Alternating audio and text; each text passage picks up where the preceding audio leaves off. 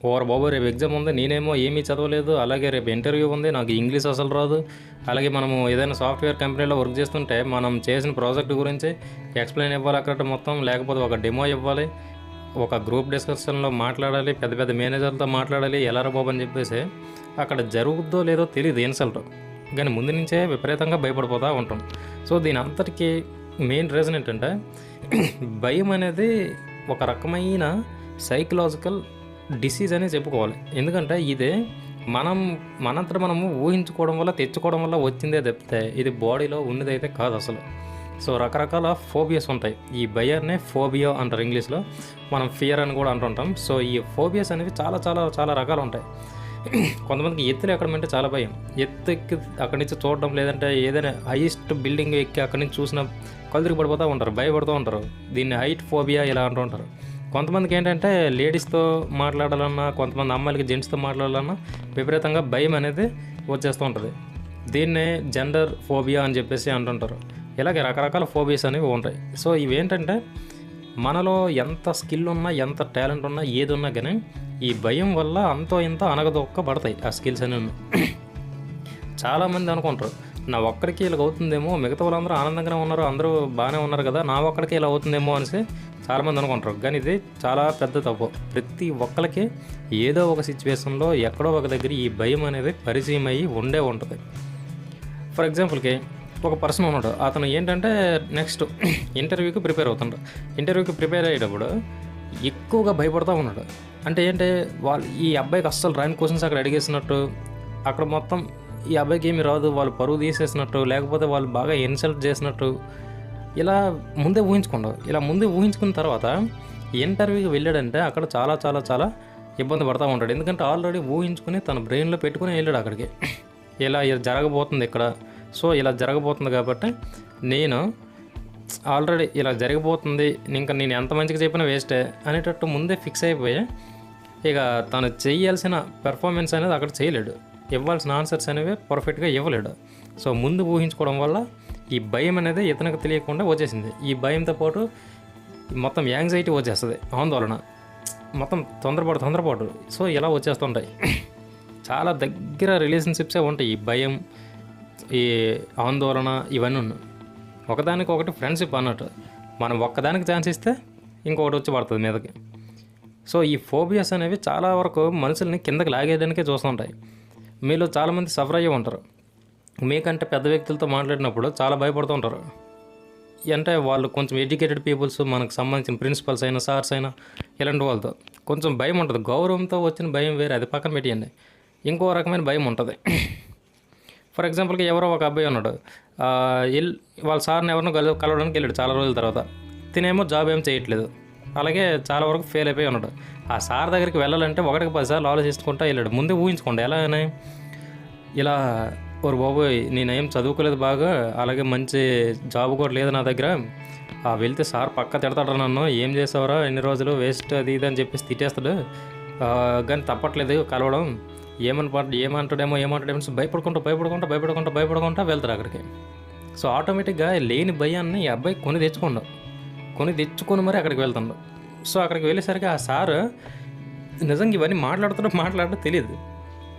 ఇతన్ని పాయింట్ ఇలా మొత్తం ఎక్కువగా ఇతన్నే టార్గెట్ చేసి ఇలాంటి తిడతాడని చెప్పేసి ముందు ఊహించుకోండి ఆయన. సో ఇలా ఊహించుకోవడం వల్ల ఆ సార్ దగ్గరికి వెళ్ళకుండా దగ్గర దాకా వెళ్ళి మాట్లాడకుండానే వెళ్ళిపోతాడు. ఏమనుకుంటా నేను మాత్రం ఆయనతో తిట్లు పడను, నాకున్న పరువును మాత్రం తీసుకుంటారు బాబు అని చెప్పేసి ఈ అబ్బాయి తప్పుకుంటాడు.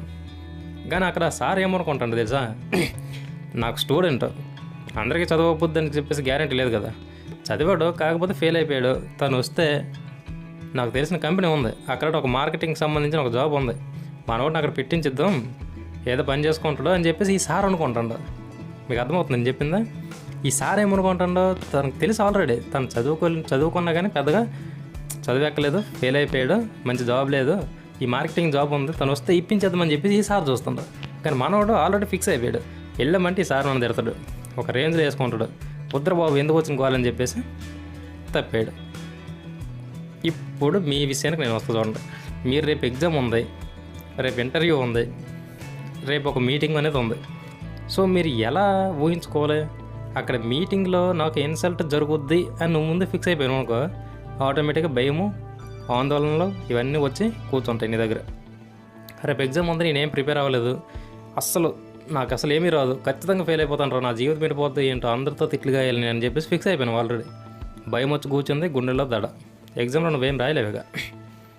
ఇంటర్వ్యూ ఉంది, ఏదేదో అడిగారు బాబు, నాకు అసలు ఏం అర్థం కావట్లేదు, నాకు ఈ జాబ్ రాదు, వెళ్ళినా వేస్ట్ అని చెప్పేసి ముందే ఫిక్స్ అయిపోయి కూర్చుడిపోయావు ఇంట్లో. పోయింది, ఇది కూడా పోయింది. సో ఇలా కాకుండా నువ్వు ఇంకొక విధంగా ఆలోచిస్తే ఎలా ఉంటుంది?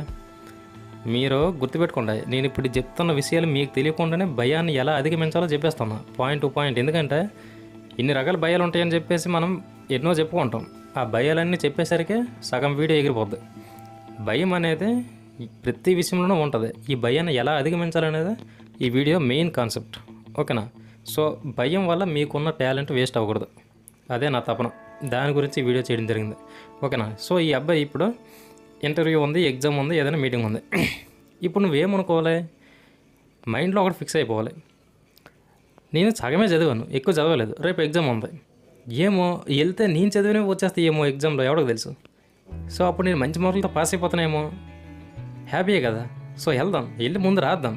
అక్కడికి వెళ్తే ఏ క్వశ్చన్ వస్తుందో తెలియకుండా ఉండిపోతే ఇంకెందుకు, వెళ్దాం, ఏమో మనకు తెలిసిన క్వశ్చన్లో వచ్చేస్తే అదృష్టమే కదని చెప్పేసి ఈ పాజిటివ్ యాటిట్యూడ్తో నువ్వు అక్కడికి వెళ్ళాలి. ఇంటర్వ్యూకి వెళ్తున్నావు, ఇంటర్వ్యూకి వెళ్తే నీకు ఇంగ్లీష్ రాదనో, లేకపోతే నీకు దగ్గర సబ్జెక్ట్ పెద్దగా లేకపోయిందని చెప్పేసి భయపడి వాళ్ళు ఏదేదో అడిగేస్తారని చెప్పేసి భయపడి నువ్వు ఇంట్లో ఉండిపోయావు. ఇలా కాకుండా నేను చెప్పిన విధానంలో మీరు ఆలోచించారు అనుకోండి, కొంచెం బెటర్గా థింక్ చేయాలి పాజిటివ్గా. ఎలా అంటే ఇంటర్వ్యూకి వెళ్దాం, ఇప్పుడు ఇంటర్వ్యూకి వెళ్దాం, వాళ్ళు ఏ క్వశ్చన్స్ అడుగుతారో, ఎలాంటివి ప్రాసెస్ జరుగుతుందో ఇంటర్వ్యూలో తెలుసుకుందాం. నెక్స్ట్ ఇంటర్వ్యూకి మంచిగా ప్రిపేర్ అవ్వచ్చు. అలాగైతే లేకపోతే ఏమో మనల్ని అర్థం చేసుకుని తెలుగులోనే క్వశ్చన్స్ అడుగుతారేమో, ఒకవేళ మనం అవసరం ఉండి ఏదో ఒక పోస్ట్కి మనల్ని సెలెక్ట్ చేస్తారేమో, మరీ అంత వేస్ట్ అయితే కాదు కదా.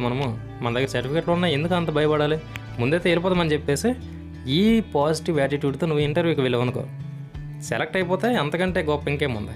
నాకు తెలిసి చాలామంది మా ఫ్రెండ్స్ ఇలాగే కొట్టారు, చాలా భయపడిపోయేవాళ్ళు, ఇంగ్లీష్లో మాట్లాడాలని అదని ఇదని. ఏం కాదు వెళ్ళంటారంటే కథం, ఏదో ఒకరిద్దరు అలా ఇటుగా అవుతుంది, కానీ మ్యాక్సిమం అయితే ఈజీగా తీసుకుంటారు. ఫ్రెషర్స్ లేకపోతే ఏదో చిన్న చిన్న మిస్టేక్ ఉంటే వదిలేరు, ఎవరు తీసుకుందామనే చూస్తారు. నీ దగ్గర ఉండాల్సిందే మంచి బిహేవియర్, అంతా మాట్లాడే తీరు ఎలా ఉంది, మంచి బిహేవియర్ ఎలా ఉంది, అబ్బాయి మన కంపెనీ కోసం వర్క్ చేస్తారో లేదో, లేకపోతే దెబ్బేసి మధ్యలో వెళ్ళిపోతారో ఇవి చూస్తారు ఫస్ట్, ఓకే? పాజిటివ్ యాటిట్యూడ్తో వెళ్ళాలి అక్కడికి. సో ఇలాంటిది నువ్వు పెట్టుకోవాలి, ఏదైనా మీటింగ్ అయినా ఏదైనా సరే. సో ఇప్పుడు నేను చెప్పింది మూడు విషయాలు మీకు ఈజీగా అర్థమవుతాయి చూడండి. ఫస్ట్, అక్కడ ఏదైతే జరుగుతుందో అది ఊహించడం మానేయండి, ఓకేనా? ఒక పని మీద వెళ్తున్నారు, బస్సులో వెళ్తున్నావు, ఆ నైటే జర్నీ సినిమా చూసావు, బస్సులు గుద్దుకున్నాయి, నువ్వు వైజాగ్ నుంచి హైదరాబాద్కి వెళ్తున్నావు బస్సులో. ఆ సినిమా చూసిన తర్వాత నీ మైండ్లో ఓరు బాబు ఆ బస్సులు గుద్దుకొని ఈ బస్సు ఎవరిని గుద్దేద్దా వెళ్ళి, ఇంకే లారీని బస్సును గుద్దేసిందంటే నిద్రలోనే పైకి పోతామని చెప్పేసి ఈ భయంతో ఉంటూ నువ్వు నైట్లో పడుకోలేవు, జర్నీ కూడా చేయలేవు. సో నువ్వు ముందు ఇలా ఫిక్స్ అయిపోయావు, అంటే నువ్వు ముందు ఫిక్స్ అయిపోయావు ఇలా యాక్సిడెంట్లు అవుతున్నాయి కదా ఎక్కడ పెడితే అక్కడ, మన బస్సు కూడా ఏదో లారీకి దేనికి గుద్దేద్దేమో, సో మనం కూడా చచ్చిపోతాం అని చెప్పేసి ఈ భయంతో నువ్వు ఎప్పుడైతే ఉన్నావో నువ్వు జర్నీ ఎంజాయ్ చేయలేవు, నువ్వు బస్సులో పడుకోలేవు, టెన్షన్గా ఉంటుంది, చాలా ఆందోళనగా ఉంటుంది. ఇప్పుడు ఇదంతా కాకుండా బస్సులో హ్యాపీగా పోతాం, నైట్ టైం హ్యాపీగా విండోలో మొత్తం చూసుకొని మంచి లవ్ సాంగ్స్ పెట్టుకొని అలా వినుకుంటూ ఎంజాయ్ చేసుకుంటూ పోదాం, చాలా బాగుంటుంది జర్నీ అని చెప్పేసి ఇలా పాజిటివ్గా వెళ్ళామనుకో, ఇది ఒకలాగా ఉంటుంది. ఇక్కడ లేని భయాన్ని ఆందోళనని మనమే సృష్టించుకుంటున్నాం. అంటే ఇదంతా ఇమేజ్, మనం మొత్తం ఇమేజ్ చేసుకుంటున్నాం, ఏం జరగబోతుందో మొత్తం ఇమేజ్ చేసుకుంటున్నాం. ఇక్కడ నువ్వు పాజిటివ్గా ఇమేజ్ చేసుకుంటే నువ్వు ఫ్రీగా ఉండగలుగుతావు. నువ్వు అక్కడ నెగిటివ్గా ఇమేజ్ చేసుకుంటున్నావు అనుకో, అంతా నెగిటివ్గా జరుగుద్ది, నీ పెర్ఫార్మెన్స్ అనేది పెద్దగా ఇవ్వలేవు, ఉన్న టాలెంట్ మొత్తం వేస్ట్ అవుతుంది. సో ఇక్కడ మూడు విషయాలు. ఈ ఫస్ట్ విషయం అనేది ఏంటంటే జస్ట్ ఏమీ ఊహించకుండా ఉండు, ఓకేనా? ఈ సెకండ్ విషయం అనేది నువ్వు ఊహిస్తే పాజిటివ్గానే ఊహించు, నెగిటివ్ అస్సలుగా ఊహించుకో.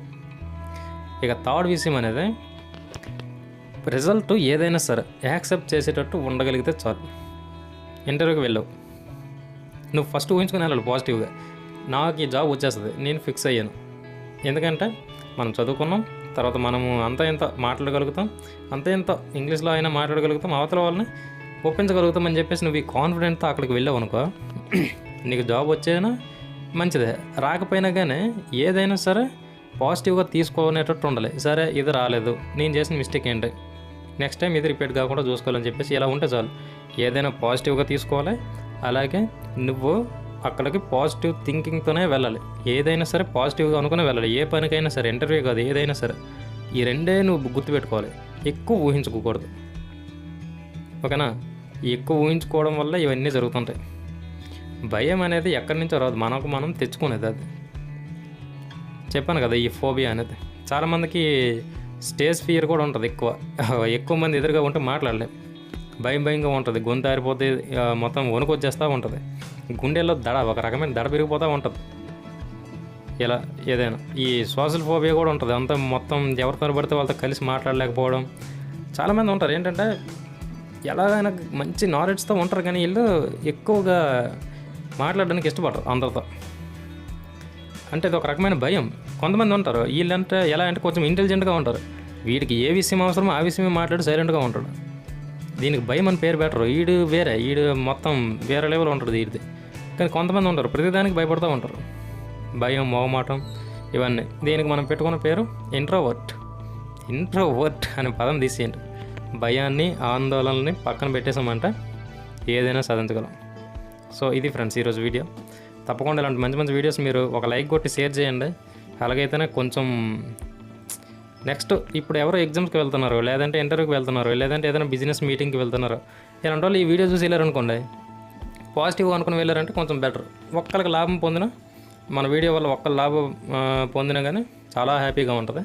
సో ఇది చాలామంది సైకాలజీ వీడియోస్ చూసి నేను ఈ టాపిక్ చేయడం జరిగింది. కొంచెం అర్థం చేసుకోండి. వీడియోని ఖచ్చితంగా లైక్ కొట్టండి, అలాగే సబ్స్క్రైబ్ చేసుకోండి మన ఛానల్ని. ఇంకా మంచి వీడియోస్ అనేవి వస్తాయి. Thank you for watching. Have a great day. Thank you.